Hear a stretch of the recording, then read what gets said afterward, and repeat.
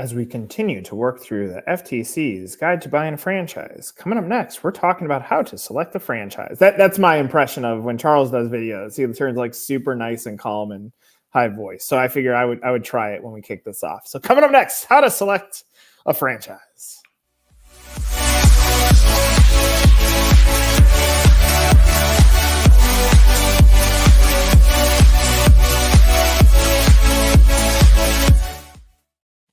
Do you like that? It's quite the dichotomy between the tone of voice and the playpen that you're in. Oh yeah. Well, the playpen is just it's ironic. It's like in this life that we live, take it easy. That's what it means. Or we're just going to watch Nick live stream as he plays Mario. It's a me, a Mario. By the way, did you know that it's a me, Mario? It means like Super Mario Brothers or something in Japanese. I'll have to look that up. I'm derailing us. You derailed us. I derailed us with my background. Don't select my background, select a franchise. So what it says is purchasing a franchise is like any other investment. It comes with risk. When you consider a particular franchise, think about demand for the products or services it offers, whether competitors offer similar products or services, the level of support you will receive from the franchisor's reputation. So just an opening statement. I was talking with a franchisor yesterday. Very fascinating background. He's an engineer, and so we talked about how it's said that engineers aren't good at or not good for being a franchisee, but he was quite good. This guy, he got into an embroidery franchise, grew it, scaled it, sold it. He got into a craft beer franchise, not Voodoo, grew it, scaled it, sold it. And then he went on to the franchisor side. And at the same time, he created an escape room, grew it, scaled it, not franchise, grew, scaled it, sold it. And so when I was talking to him about that, like you think about what they're saying here, like at the escape room, and I said at the escape room side, there's a million different brands that you compete with. Like that's probably part of the reason it hasn't taken off in franchising. In embroidery, there's not a lot. In craft beer, there's still not a lot. So when you're thinking about what to consider, some people go and say, I want to buy frozen yogurt when it was on its climb. Ultimately, I think that creates a little bit more risk on your opportunity if the point of differentiation isn't clear. So, Brent, I'll start with you. Like, I know it's such a broad question, but if someone said, hey, I'm thinking about buying a franchise, where do I start on the selection process? How would you advise them? The statement I hear more often than not is, I want to buy this franchise because, and because of is one of two reasons. And this is generally like not always people that are in an active franchise buying process, but I find it more interesting to like our personal networks when people ask us about franchising, right? You hear this one a lot, and it's usually, well, there's this donut shop, for example, that's got a crazy long line. It's this crazy brand, and it's making a killing, and I think we should open one in our market. And that's the first one. That always scares me. That scares me because, as we know, just because something works well in one market doesn't necessarily translate into another. And the bigger problem that we have is people get into brands because of that reason, or the second one, which is, I love donuts or dogs or sports or whatever it is, and I want to open X franchise because of that. Now, the problem is that's great if you're in it to just run a business that may or may not be profitable. But the problem is you're often going into a franchise not knowing what the skill sets are and therefore unlikely to be successful. So I guess that little rant is, you hear people talking about doing something because they're passionate about it or because they deem it or perceive it to be successful, when really you've got to understand first and foremost, what are the skill sets required of the owners that you're seeing in a business that's successful, and do you have those? And if it's something that you love, like a doggy daycare we were just talking about, sure, you love dogs, but what's it actually like to run that business? What are the skill sets? What does that day look like? And there's usually oftentimes such a discrepancy between the perception of that person selecting the brand and what the actuality of it is. And again, it's skills, right? And what the reality of running that type of business is. It's often very different to what they perceive. They get in there to the franchise they love. They hate it, it fails. And so we try to avoid that at all costs. Charles, how would you answer that question? two ways, right? So the information by the FTC, it's good, right? It's good basic information of think about the demand, the competition. And then what Brent is adding for a buyer here is, okay, we'll think about demand, competition, but even if all those align, also think about what your skill sets are, what you're passionate about, and you need to combine them. So if you're looking at the FTC guide, I think it's one dimensional, but it's valuable information. You do need to look at competition and other variables, but also your skills.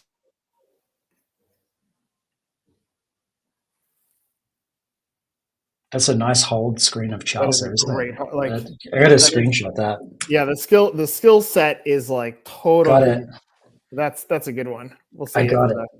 I mean, I mean, it would be great if Charles was playing a prank on us and this was like totally timed. That would be amazing. But there he is. He's frozen. He's frozen. Charles, if you can see this and you can't see the screenshot, check my LinkedIn profile. It's going to be you right now. Oh, I love it. And then I'm sure someone's going to copy your LinkedIn profile too, bro. That's on its way too. It happened once or twice. Yeah. All right. So they talk about demand, competition, your ability to operate the business, name recognition, complaints about the franchise, which it says look at the Better Business Bureau. I think that's part of it, but more so I would talk with existing franchisees, training and support, and the franchisor's experience, the growth, and that's it. So it's pretty all encompassing of what they're saying. Like go through a checklist to make sure this is right. I go back to some of the things that both you and Brent, you and Charles said, which is you're going to have to dig. You got to dig deep. I think the perception, some of the wrong perception that exists about franchising, because shame on us as an industry, we haven't educated the buyer at the beginning stages of what franchising is. But the expectation is like, I bought a McDonald's, I open my doors, I magically make money. Like I worked hard to save up my money to buy this business and magically it works. I think the same is probably true for small business. Someone's like, I always wanted to own, a gift shop in my town. That was my dream. And they say, I've saved up the money and I put in the infrastructure and I have my brand on my website and I open up the doors and magically makes money. And so if I think through the biggest gap, the first big gap when it comes to franchisee success ends up being marketing. Like, can you have the mindset that you're going to spend dollars that you're not going to know the return, the immediate return on every dollar you spend? Can you have that mindset? And then secondly, do you have the mindset of delighting human beings? Like, do you want to build authentic relationships and loyalty? Because now when your customers come in the door, you have to build consistency so they come back and they spend the money. So if those two things, if you look in the mirror and you say, I'm cheap, and I mean this in the nicest way, but if you look in the mirror and say, I'm cheap, and you look in the mirror and say, I'm really introverted, then you need to look at a business where you're not going to have to spend a lot on marketing and you're going to be able to have conversation you're comfortable with. And that's part of like digging deep. Any comments on that? Yeah, I think that's right. I almost see that as a little bit of skill set too, right? Like there are franchises for folks that don't want to spend much and that don't want to talk to people. There are franchises where you can be a single owner operator and avoid that and do well. And there's really a franchise for everyone. But again, it's missing from this list. I would have almost first and foremost above brand equity or brand recognition, I should say, and demand, I would have skill sets. Yeah. Reach out to the top performing franchise owners, find out their backgrounds, their skill sets. To your point, their mentality, some of their personality traits. Do you match those? If you don't, move on because none of the rest matter. You can't be successful unless you match that. And I think the only other one that there might, and you kind of, you hinted into this too, Nick, I think like I'd also describe it as the culture fit as well.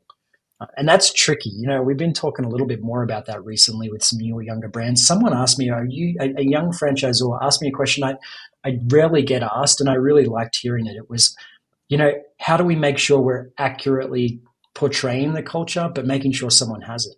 Yeah. And, we talked about some of the personality tests and making sure that the videos, everything that you guys preach to this group, right? Your why now, getting the video right, getting the website right, telling the story, doing all that. But there's brands out there that just miss that. And when that's not blatantly portrayed to someone selecting a franchise, and they don't see the world the same way as you because you didn't articulate your culture, they get in and it's trouble when you don't see the same world the same way when the culture's not there. So I would put to your question, after the skill sets, I'd also put culture, right? Can you get in there and see if you see the world the same way as the Zor? Yeah, and Charles, I mean, you were saying something when you froze like this. Any other comments? Yeah, what I think about the most is if you look at, and I'm just going to add a lack of clarity here. If you look at all of these factors, competition and others, what would have happened if you apply these factors to whether or not you should invest in a Five Guys burger place when they first became a franchise? Heavy competition, retail heavy. I'm not passionate about burgers, but I'm indifferent. I'm passionate about making money. And if you don't make that investment, because who needs another burger joint? What were some of the intangibles there that created and is really an example of the finest transformation that franchising has to offer? Right. I'm going to add one more point in here that, Charles, this is kudos to you and your team on how you approach an item 19. For anybody that's looking at buying a franchise, you're going to eventually get disclosed the FDD, and within the FDD, item 19, when you scroll down, just like we are in the FTC's report, you're going to get to the financial performance. I was talking to a brand yesterday, and they said one of our biggest challenges is we only put gross sales in our item 19. And he said, if I'm being really honest, the net profitability is not what it needs to be. And I said, ultimately, like, that's going to hurt you down the line. Now, what's fascinating, I'm going to switch hats here. In Brent's world, kudos to Brent. Brent would say, we're not taking that on as a client, because when you do the deep dive into it, you're like, you really can't make the money back, and the payback on the initial investment is going to be hard. And Brent is in a volume game that he evaluates a brand and says, can I actually sell this brand?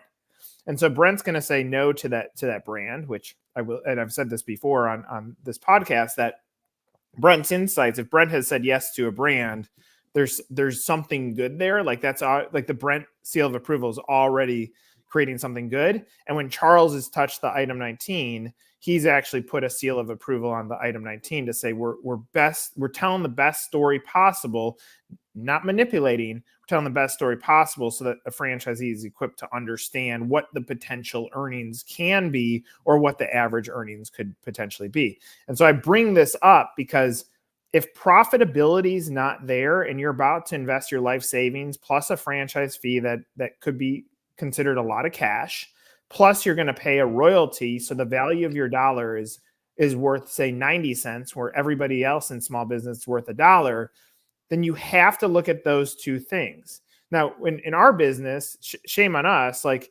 we're a marketing business, so our job is to come in there and we evaluate whether there's an opportunity to market. And sometimes we're like, this is going to be tough. Now, brands don't like hearing that, and that tends to mean we get fired.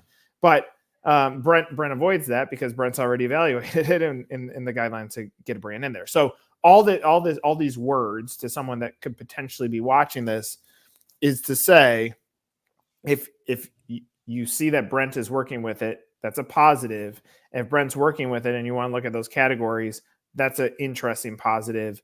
And if you know that Charles has touched the item 19 on it, then you know that Charles has set this up for you to have the greatest amount of information.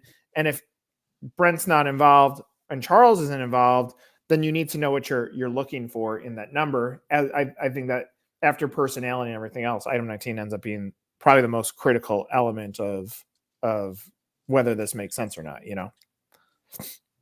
Yeah, and I certainly appreciate the kind words. I do think, we're not perfect. We oftentimes will fall into not foreseeing something within the brand that we didn't see up front. So sometimes we miss, but I mean, for the most part, the team's getting pretty good. We just looked, we talk about item 19, some of the other items we really dive into are item 20 and making sure we understand what some of the closures look like in these brands, something you should look at too when you're selecting a franchise.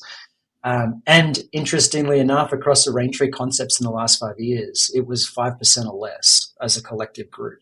which means that, I think that's a little bit better than the average. I'm assuming that's a lot better than the average. And so how do you get there? Well, it takes folks like Nick and Charles and I 10 plus years of looking at brands every day and diving through FDDs, hearing from founders, understanding what's real and what's not. And back to the point of this, how do I get to that point where I feel at least confident in buying a franchise? Well, I think you got to go at least a little further than this document, as we're talking about in this podcast. A good one, so you should keep listening.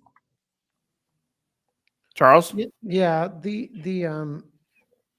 what I like about the conversation, so leadership team, do you align with them? Are you passionate about the product? Do you see opportunities competition wise in space? But then where you really, as a franchise buyer, need to bear down and really challenge yourself is, number one, does the unit economics seem to make sense and can they work for me? And two, just because they work throughout the franchise system doesn't mean it's going to work for me, which gets back to, do I have the skill set to make this work? If it's a service-based business, what do I need to know about the marketing? How much money do I need to invest in marketing? Do I need to have marketing skills, people skills, operational, which gets back to Brent's point about skill sets. Yeah. So you have all those check marks, and then really challenge and question your skill set and the unit economics. And it begs a question, right? Like, so Nick, I'm going to ask you, because I'm obviously a little biased, but if you're trying to do some of these things that Charles mentioned and you're not sure if you're adequately reviewing, selecting, thinking about the investment the right way, Nick, who should work with a franchise broker or a consultant to help them with this selection? And what's the pros and cons there? So we've touched on the broker side. I think I would love to see more transparency as a whole from the industry. If a broker comes out and says, this is how we work with you, imagine Brent or Charles, if you guys took a client and said, look, we're going to sign you, but we're not going to tell you how our fees work. And magically, we're going to get paid. It just doesn't work that way. And unfortunately, there are fantastic broker consultants who are out there to educate. But there are a lot of ones that I've mentioned this on a few other podcasts. I was on one with a franchisee recently. I interviewed them and I said, what brands were we presented? They said, we always wanted senior care. That's what we wanted. We got presented a donut brand and a soccer brand. And I said, well, how did you feel? And they're like, well, that wasn't aligned with what we were looking for. We said we want senior, and they ended up with senior brand. But I know the reason they got those two is because the commissions were paid higher on those. And so what's sad about the industry when it comes to working with a broker or consultant is that money led the recommendation, not what aligned with your passion, skill set, and financial wherewithal. And yes, is there sometimes to be said, hey, I know you're looking at senior care. Let me give you another brand that you may want to look at because I like it. And I think it actually carries, better financial return. Sure. But I don't like the negativity associated with it, the undercover negativity. The reason you would work with a broker consultant, and I think this is a big flaw of the industry, is every franchise, you land on their website and says, buy my franchise. And nobody's taking a step backwards and saying, let's educate you on what franchising is so that when you go through the process of buying a franchise, you have a point of view. Like if I think about, and maybe this is why it's 16 years old, but you become 16, most 16-year-olds can't afford to buy a car at 16. So they're going to drive mom and dad's, and they learn how to drive a car and how to be responsible on the road. And then when they're 18, 19, or 20, they go purchase their first car because they've been educated on what it's like to be a automobile driver and what it takes and all the energy that goes into it. And so when they go buy a car, they have a point of view on what they like and what they don't. We skip that in franchising. The franchise consultants have done a tremendous job at educating on what is franchising, what should you look at, the same things the three of us are talking about. And so if you use them, you're using them because you want someone to, and I've said this before, head and gut and heart gives you a lot of good North Stars on whether someone's the right fit for you. And so you look at that person. If you feel good about them and you feel like they're going to have your best interest, then you win. I think a fair question to ask is, how many brands do you have at your disposal so that when we're talking about this, it's not just like the ones that pay the highest commission. And when you ask the franchise broker, if you can ask them two things. One, tell me about a franchisee that you've placed who is scaled, because I think that's an important thing to note, that they're looking at what are the scaling capabilities within that business. And two, say, how are you paid? And if they're honest about it, that already you're in a good place. So Brent, you just put me on a soapbox, but there it is. Well, I mean, I know it's a spot that you feel passionate about, so I'm glad that it did. But I do think it's missing from the list. It's so many people right now buying franchises with consultants, and I think it should be referenced here. Yeah, I agree on that. Charles, final thoughts? It's a tough one. No,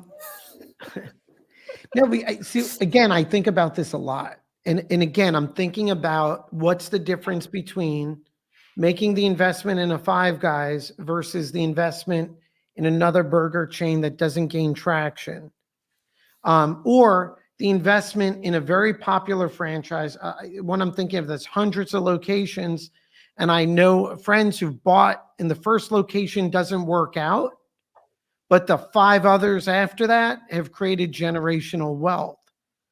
So my best advice is, number one, understand there's tremendous potential in the right franchise opportunity.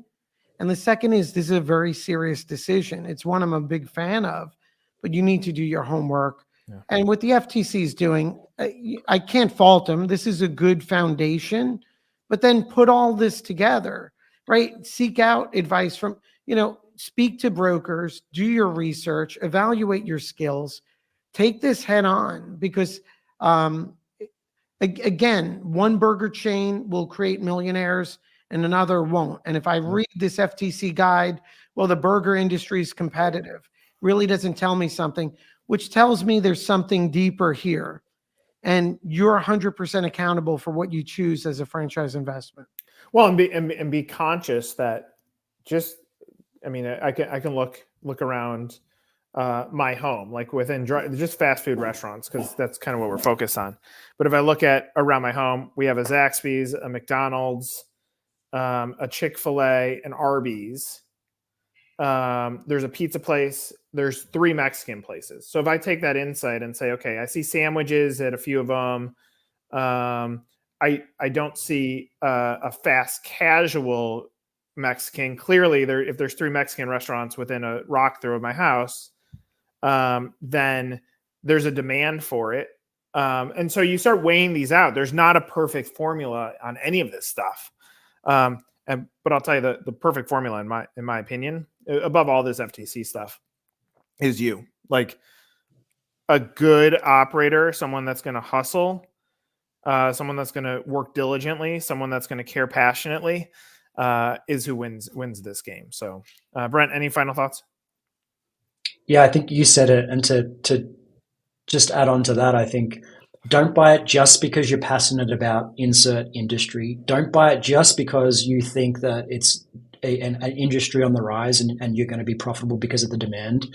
If those two things there are fantastic, but what must be there above that is, do I have the skill sets to run this business? And will I enjoy running it in a culture and a community of franchisors and franchise peers that see the world the same way as me? Those two latter ones are far more important. If they're not there, I don't care how much you love X industry, you're probably not going to do well. So keep that in mind. Yeah, I love it. A long time ago, I used to make Charles go like this at the end of these. I'd like to go back to Charles. You want to do that for us? I'm not doing it today. All right, this is Fran X.